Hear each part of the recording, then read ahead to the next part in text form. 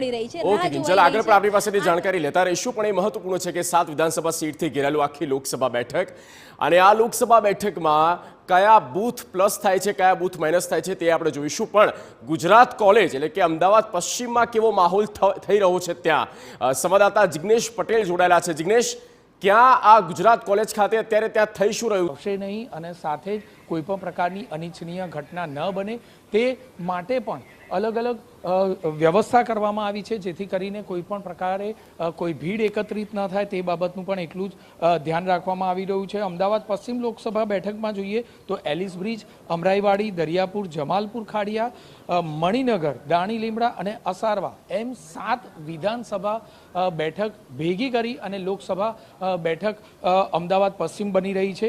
કુલ જોઈએ તો 1517 એટલે કે 1517 મતદાન મથકોની મતગણતરી આ જગ્યા પર થવાની છે, ગુજરાત કોલેજ પર થવાની છે। સૌથી વધુ રાઉન્ડ જોઈએ તો 18 રાઉન્ડ અમરાઈવાડી અને મણિનગર વિધાનસભાના જોવા મળશે, તો સૌથી ઓછા રાઉન્ડની વાત કરવામાં આવે તો 14 જેટલા રાઉન્ડ દરિયાપુર જે વિધાનસભા બેઠક છે એના સૌથી ઓછા રાઉન્ડ જોવા મળશે। સીધી વાત છે કે જે પ્રમાણે લોકોનો ઉત્સાહ હતો, ચૂંટણી પહેલાનો જે ઉત્સાહ હતો તેનો આતુરતાથી રાહ જોવાઈ રહી હતી કે આખરે ક્યારે પરિણામ આવે।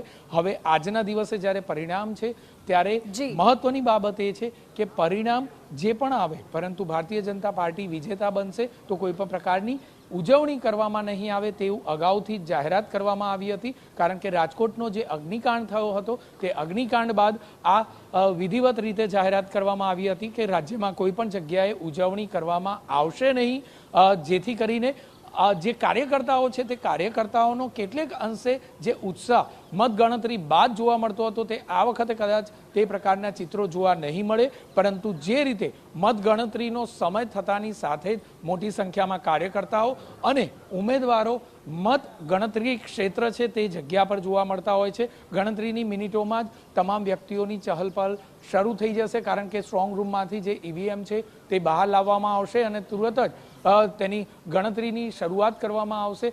બંને પાર્ટીના બંને ઉમેદવારો ની સાથે સાથે નક્કી કરાયેલા કાર્યકર્તાઓને પણ તે જગ્યા પર બેસવા દેવામાં આવતા હોય છે। લિમિટેડ સંખ્યા રાખવામાં આવતી હોય છે।